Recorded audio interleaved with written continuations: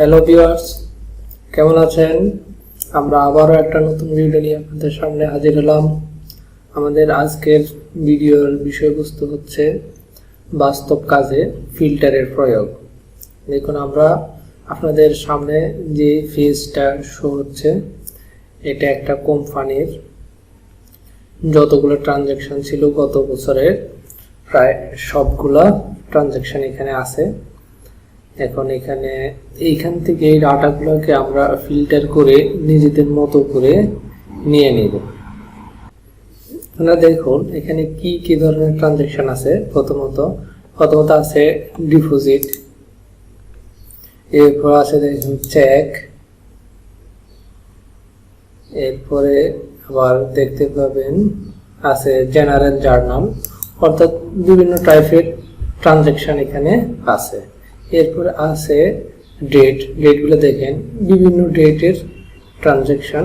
এরপরে লেজার আছে বিভিন্ন ধরনের, যে লোন ফ্রম এসএফএল একটা লেজার, একটা আছে PD, BL, SND account, bank account, on interest income on SND account. এবার বিভিন্ন ধরনের লেজার আছে। এইখান থেকে আমাদের প্রয়োজন অনুসারে আমরা যে ট্রানজ্যাকশনটা চাই ওই ট্রানজ্যাকশনটা কিভাবে ফিল্টারের মাধ্যমে বাইর করব, আজকে এইটাই হচ্ছে এই ক্লাসের বিষয়বস্তু। তো ফিল্টারের জন্য কি করতে হবে আমাদেরকে, যদিও এটা অনেক বড় একটা ফেজ, দেখুন এইখানে প্রায় 1481টা ট্রানজ্যাকশন আছে, যেটা সবটা হাতে ম্যানুয়ালি সিলেক্ট করা খুব কষ্টকর। তো আমরা যেহেতু আমাদের ফিল্টার করার জন্য প্রথমে ফেজটা সিলেক্ট করতে হবে, এই জন্য আমরা কি করব, এই পেজের একেবারে কর্নারে যে এ এবং 1 এর ঠিক কর্নারে একটা আইকন আছে ত্রিভুজ আকৃতির, ওই আইকনটাতে ক্লিক করলে আমাদের পুরো পেজটা অটোমেটিক সিলেক্ট হয়ে যাবে।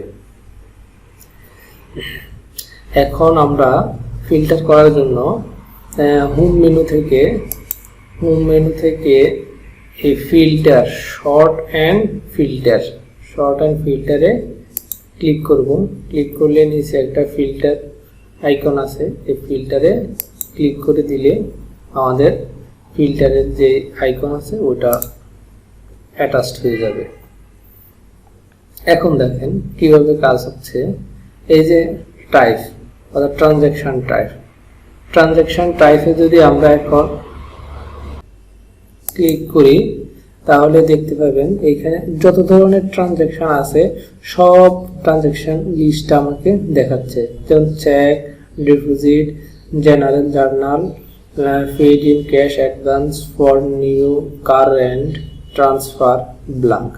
এখন আমি যদি চাই যে না আমার সবগুলো ট্রানজ্যাকশনের প্রয়োজন নেই, আমি শুধু আমার চেক কীরকম চেকের ট্রানজ্যাকশন আছে ওইটা দেখতে চাই, তাহলে এখান থেকে অল সিলেক্ট থেকে মার্কটা তুলে দিয়ে শুধু চেকের মধ্যে ঠিক মার্কটা করে ওকে দিয়ে দিলেই আমার সবগুলা চেক। এখন আমাকে শুধু আমার চেকের ট্রানজ্যাকশনগুলা দেখাচ্ছে।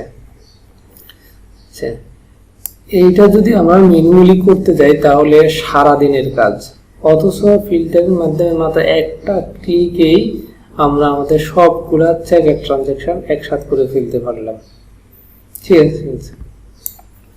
একইভাবে যদি আমরা বলি যে না আমি শুধু আমার ডিপোজিট দেখতে চাই, তাহলে ডিপোজিটে ক্লিক করে টিক মার্ক করে শুধু ওকে করে দিলে আমাদেরকে শুধুমাত্র ডিপোজিটগুলা দেখানো হবে।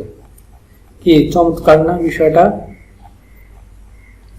এইভাবে এখান থেকে আপনার পছন্দনীয় আপনি যে টাইপের ট্রানজ্যাকশন চান ওই টাইপের ট্রানজ্যাকশন শুধু টিক মার্ক করে দিলেই ওইগুলো আপনাকে দেখাবে, বাকিগুলো হাইড হয়ে থাকবে।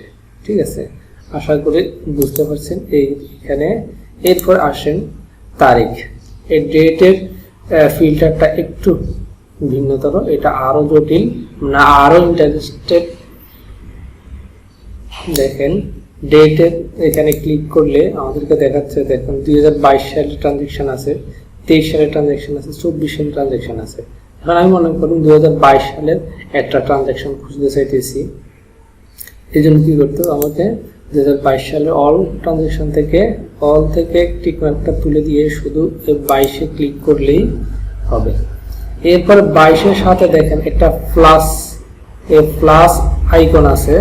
2022 সালের সাথে একটা প্লাস আইকন আছে। এই প্লাস আইকনে ক্লিক করলে আপনাকে 22 সালে কোন কোন মাসে ট্রানজ্যাকশন আছে এখানে ওইটা দেখাচ্ছে। ঠিক আছে, আমার 22 সালে বলতেছে 22 সালে April, May, June, July, August, September, October, November, December এই মাসগুলোর ট্রানজ্যাকশন আছে। আর জানুয়ারি, ফেব্রুয়ারি, মার্চ এই 3 মাসে কোনো ট্রানজ্যাকশন নেই, এই জন্য জানুয়ারি, ফেব্রুয়ারি, মার্চ আসে নাই। ঠিক আছে, এখন যদি বলেন যে আমি শুধু জুলাই মাসের ট্রানজ্যাকশন চাই, তাই শুধু এখান থেকে কি করতে হবে, 2022 সে টিক মার্ক তুলে দিয়ে জুলাই মাসে টিক মার্ক করে দিতে হবে। এখন আপনি যদি বলেন যে না আমি আরো স্পেসিফিক ডেটের ট্রানজ্যাকশনটা খুঁজে বের করতে চাই, তাহলে দেখেন এই জুলাইয়ের পাশে আরেকটা প্লাস আইকন আছে।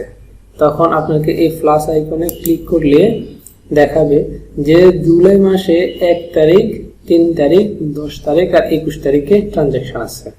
এখন ধরুন যে না আমি শুধু জুলাই মাসে 3 তারিখের ট্রানজ্যাকশনগুলো দেখতে চাই, তাহলে এখান থেকে টিক মার্ক তুলে দিয়ে 3 তারিখের মধ্যে ক্লিক করে দিলেই হবে। আর ওকে, 2022 সালের 3 জুলাইতে এই 2টা ট্রানজ্যাকশন আছে, একটা চেক আর একটা জার্নাল। ঠিক আছে, এখন আপনি যদি বলেন যে না আমি শুধু 2022 সালের জুলাই 3 তারিখে শুধু জার্নালটা দেখতে চাই, তখন তাহলে আপনি আগে গিয়ে এইখান থেকে টিক মার্ক তুলে শুধু জার্নালের মধ্যে টিক মার্ক দিয়ে রাখবেন, এরপরে ওকে দিবেন, শুধু জার্নালটাই দেখাবে। এইভাবে ফিল্টারের মাধ্যমে আপনি এত কঠিন কাজটা এইভাবে যদি কোনো আপনাকে বলা হতো যে এই পুরো শীটটা থেকে 2022 সালের 3 জুলাই জার্নাল এন্ট্রিটা খুঁজে বের করো, তাহলে আপনারা সারা দিনেও ওইটা খুঁজে বের করতে পারতেন না। ঠিক আছে, কিন্তু ফিল্টারের মাধ্যমে মাত্র 1 মিনিটেই ওটা সম্ভব, পসিবল খুঁজে বের করা। এই হচ্ছে ডাটা ফিল্টার এর সুবিধা। আশা করি বুঝতে পারছেন সবাই। এরপরে আছে অ্যাকাউন্টিং লেজার। লেজারের মাধ্যমে দেখেন, লেজারে আপনি যখন লেজারে ক্লিক করবেন, একইভাবে আপনাদের কি কোন ধরনের লেজার আছে এখানে সবগুলো লেজার এখানে শো করবে।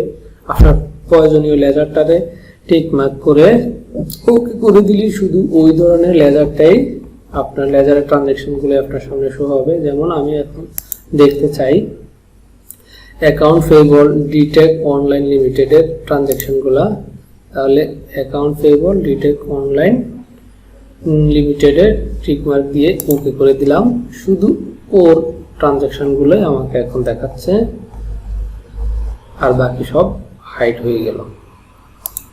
এখন আবার অল করে দিলে সব চলে আসবে। একইভাবে যদি আমরা অ্যামাউন্টে যদি ট্রানজ্যাকশন দেখতে চাই যে ওই অ্যামাউন্টের কত টাকার অ্যামাউন্ট দেখতে চান, তাহলে ওইখানে সবগুলো অ্যামাউন্ট এখানে আছে। আপনার পছন্দের অ্যামাউন্টটাকে টিক মার্ক করে ওকে করে দিবেন, আপনাকে ওইটাই খুঁজে বের করে দিবে। এই হচ্ছে ডাটা ফিল্টার বাস্তব কাজ। আশা করি ভালো লাগছে। যদি ভালো লেগে থাকে তাহলে আমাদের সাথেই থাকবেন, লাইক, ফলো, কমেন্ট এবং সাবস্ক্রাইব করে আমাদের উৎসাহিত করবেন নতুন নতুন ভিডিও বানানোর জন্য। ইনশাআল্লাহ ভালো থাকবেন। আল্লাহ হাফেজ।